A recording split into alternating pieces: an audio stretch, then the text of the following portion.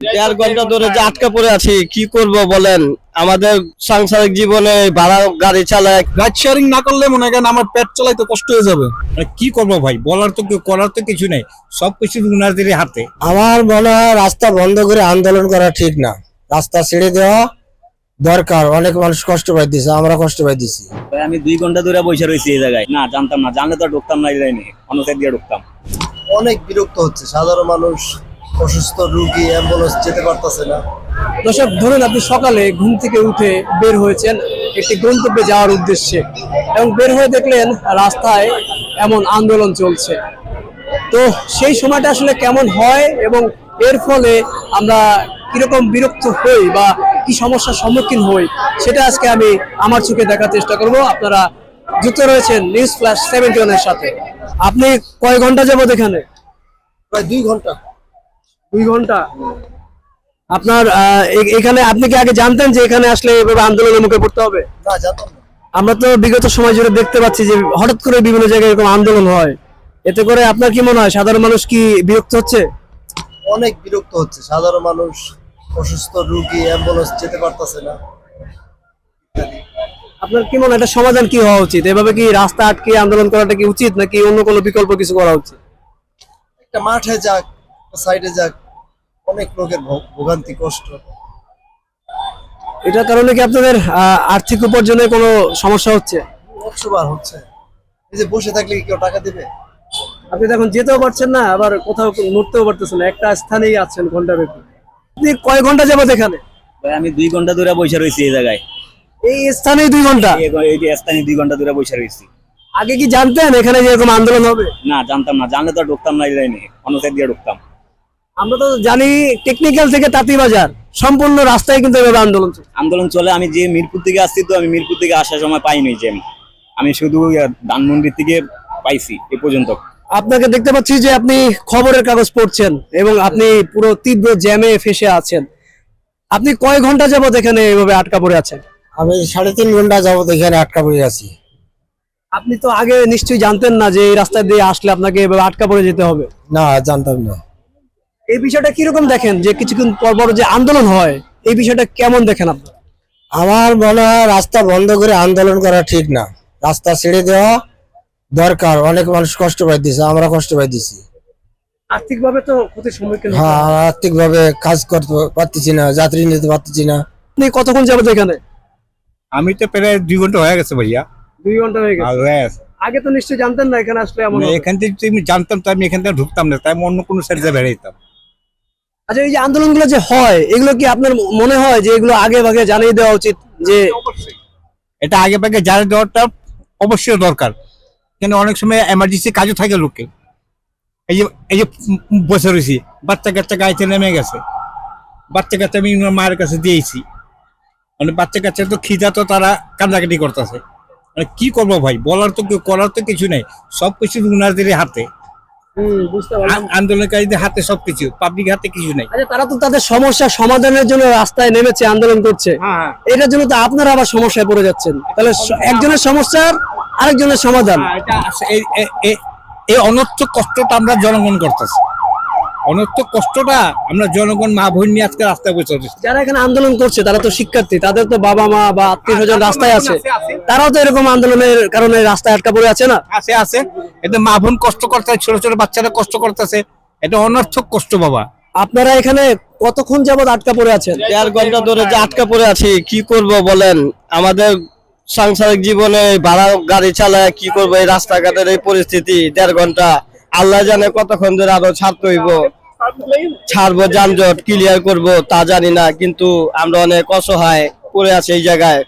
আমি একা বলতে না, অনেক গাড়ি, বাস, ট্রাক, প্রাইভেট, রিক্সা, তারপরে মনে করেন অনেক মানুষ অনেক সমস্যার ভিতরে আছে, বাচ্চারা অনেক কষ্ট করতেছে। এটা কি কোনো সময় একটা বাংলাদেশের এই সিস্টেমটাকে নিয়ম?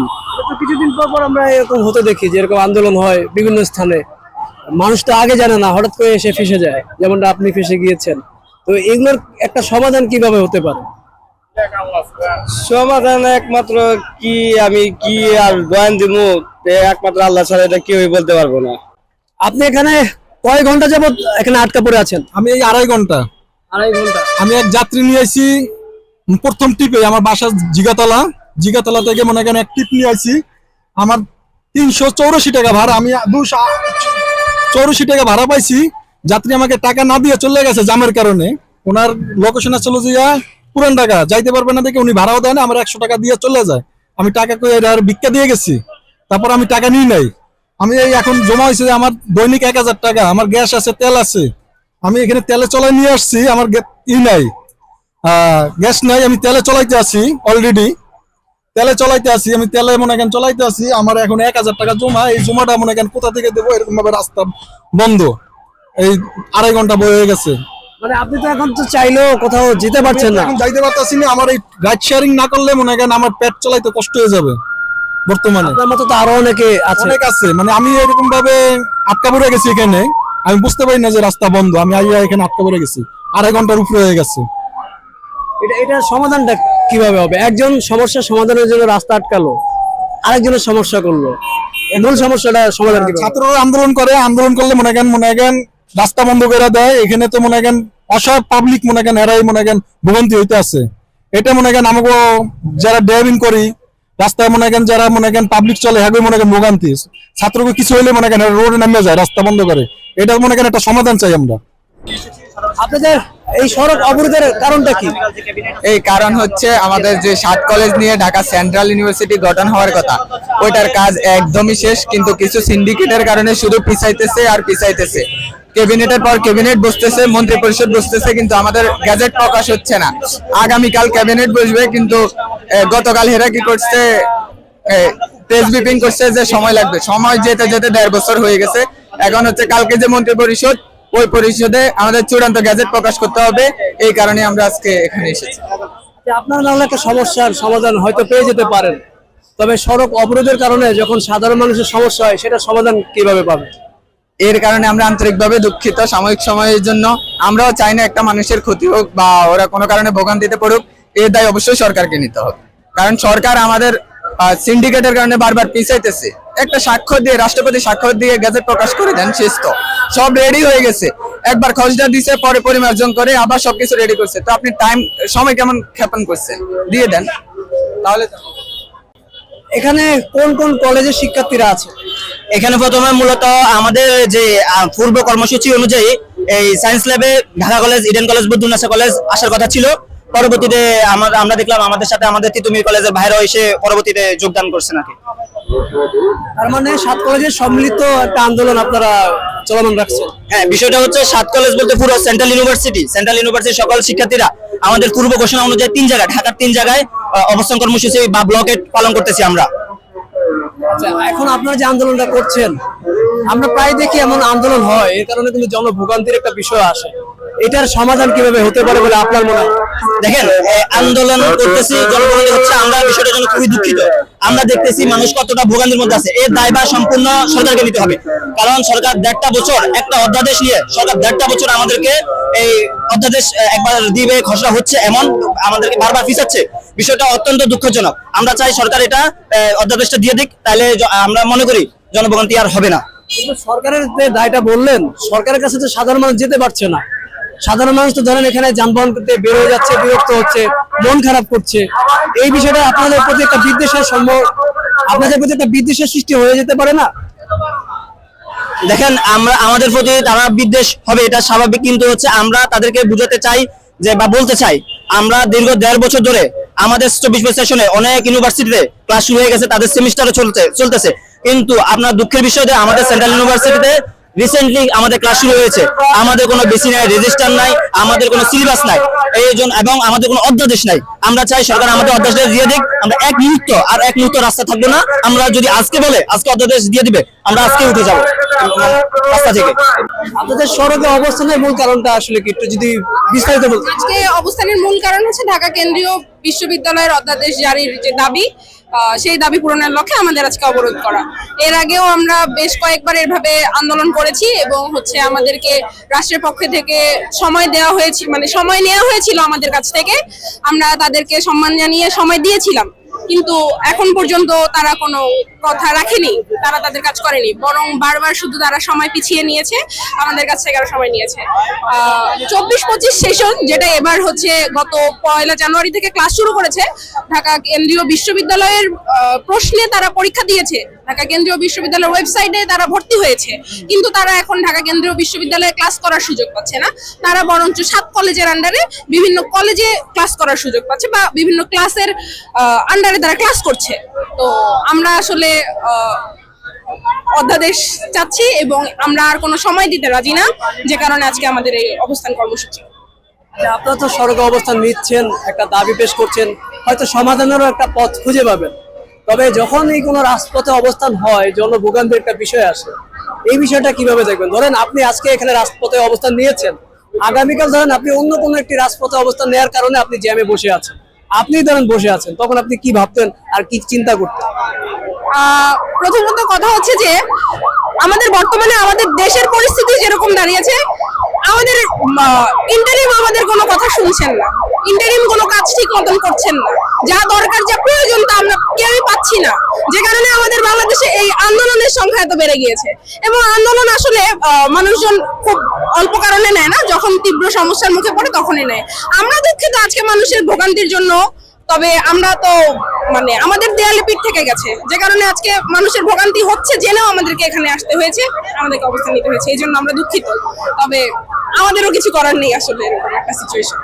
একটা বিষয় লাস্ট একটা কথা বলি, অনেক সময় আমরা শুনি শিক্ষার্থীদের প্রতি এই যে আন্দোলন কিছুদিন পর পর হওয়ার কারণে, সড়কে অবরোধের কারণে সিম্পেথির জায়গাটা কিছুটা কমে যাচ্ছে, এমন একটা বিষয় শুনেছি। এই বিষয়টা কি বলবো? হ্যাঁ, এটা সত্যি, এটা আমিও মানছি। এখন আর হচ্ছে ধরেন 24 আন্দোলনের পরে শিক্ষার্থীদের প্রতি মানুষের যে একটা আলাদা একটা সফট কর্নার ছিল, সেটা কমে যাচ্ছে, এরকম কিছু ভোগান্তি হচ্ছে মানুষের, সাধারণ জনগণের এই জন্য। তবে 24 পরবর্তী সময়ে বা আমরা 24 আন্দোলন করেছিলাম যেরকম উদ্দেশ্য রেখে, যে ফ্যাসিস্ট মুক্ত দেশে আমরা সুন্দর মতো বসবাস করতে পারবো, সেই রকম আমরা কোনো কিছু পাচ্ছি না, যে কারণে এরকম সমস্যার সৃষ্টি হচ্ছে, এরকম ভোগান্তির সৃষ্টি হচ্ছে।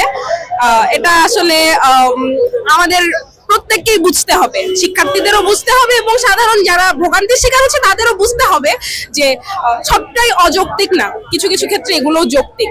এবং আমাদের বর্তমান দেশের প্রেক্ষাপটের দাঁড়িয়ে আমাদেরকে এরকম সিচুয়েশন ক্রিয়েট করতে হচ্ছে, সিচুয়েশনে পড়তে হচ্ছে। আচ্ছা, আপনারা এখানে আন্দোলন যে করছেন বিষয়টা তো আমরা শুনলাম, তবে ধরেন যদি আপনাদের দাবিটা মেনে না নেওয়া হয় আজকে বা কালকে, সেক্ষেত্রে আপনাদের কি চিন্তা ভাবনা, কি কর্মসূচি? মেনে নিবে না কেন?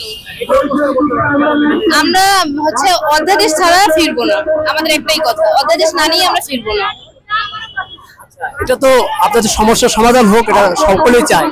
এর পাশাপাশি এখানে যারা সাধারণ মানুষ যারা রয়েছে, যেমন আপনার ডান পাশে অনেকে কিন্তু দাঁড়িয়ে আছে, এর পেছনে কিন্তু অনেকে অবস্থান করছে, বাস থেকে নেমে চলে গেছে, পায়ে হেঁটে চলে যাচ্ছে, এই জনভোগান্তির বিষয়টা কি বলবো? ভোগান্তি তো আমরা করতেছি না, আমরাও তো চাইনি যে এমনি রাস্তায় এসে মানে ক্লাসরুম ছেড়ে বা পড়াশোনার টেবিল ছেড়ে এমনি রাস্তায় এসে এভাবে বসে থাকলে তো আমাদেরও ভালো লাগতেছে না, লাগতেছে কি? কখনোই না, সাধারণ মানুষের ভোগান্তি হোক এটা আমরা কখনোই চাই না, কিন্তু সরকার তো আমাদেরকে নিয়ে আসতেছে, নিতে বাধ্য করতেছে, আমরা আসতেছি, তাই তো আমরা তো মানে ইচ্ছে করে আসতেছি না, আমাদেরকে তো জোর করে নিয়ে আসতেছে, তা মানে সরকারের জন্যই তো সাধারণ মানুষের ভোগান্তি হচ্ছে। আমরা কি করবো? আমাদের অধ্যাদেশ দিলেই তো আমরা আসবো না, আমরা বসবো না, আমরা কেন বসবো এখানে? এখানে আমাদের কি অধ্যাদেশ দিয়ে দিক, কেন দিচ্ছে না, কেন আটকে রাখছে? দিয়ে দিলেই তো সব সমস্যার সমাধান হচ্ছে। সরকার যদি সমাধান করে দেয় তাহলে তো অবশ্যই আপনারা আসবেন, কিন্তু এটা ছাড়াও আমরা সাম্প্রতিক সময় কিন্তু নানানমুখী আন্দোলন দেখি রাস্তাঘাটে হয়ে থাকে, সেই ক্ষেত্রে কিন্তু জনসাধারণের ভোগান্তি হয়, এই বিষয়টা কিভাবে দেখেন? ওই তো বললাম যে ভোগান্তি তো আমরা ইচ্ছে করেই করি না। সেই বিষয় নিয়ে আপনার মন্তব্য একজন নাগরিক হিসেবে? কি বলবো, যারা অসুস্থ বিভিন্ন ধরনের হচ্ছে অ্যাম্বুলেন্স যেগুলো আছে ওদেরকে তো মানে ছেড়ে দেওয়াই হচ্ছে, যাচ্ছে তো অ্যাম্বুলেন্স গুলো, যারা জরুরি সেবা যারা নিয়োজিত রয়েছে তাদের যেতে দিচ্ছে, ওনাদের তো ছেড়েই দেওয়া হচ্ছে। সেক্ষেত্রে যারা ব্যবসায়ী রয়েছে, যারা অফিসগামী রয়েছে, তাদেরও তো জরুরি প্রয়োজন। কি জরুরি প্রয়োজন? অধ্যাদেশ দিয়ে দিক, তাহলে আমরা ব্লকের কর্মসূচি আর করবো না, ছেড়ে দিব, সবাই সবার মতো মানে চলে যাইতে পারবে, আসতে পারবে। দর্শক, রাস্তা যেন হয়ে উঠেছে সমাধানের পথ, তবে কেউ সমস্যার সমাধানের জন্য রাস্তা আটকায় এবং কারো রাস্তা আটকানোর জন্য অন্য মানুষ সমস্যায় পড়ে, যেমনটা আমার পেছনে দেখতে পাচ্ছেন। সাধারণ মানুষ কিন্তু আন্দোলনের মুখে সমস্যায় পড়ছে, আর সমস্যার সমাধানের পথ খুঁজছে শিক্ষার্থীরা।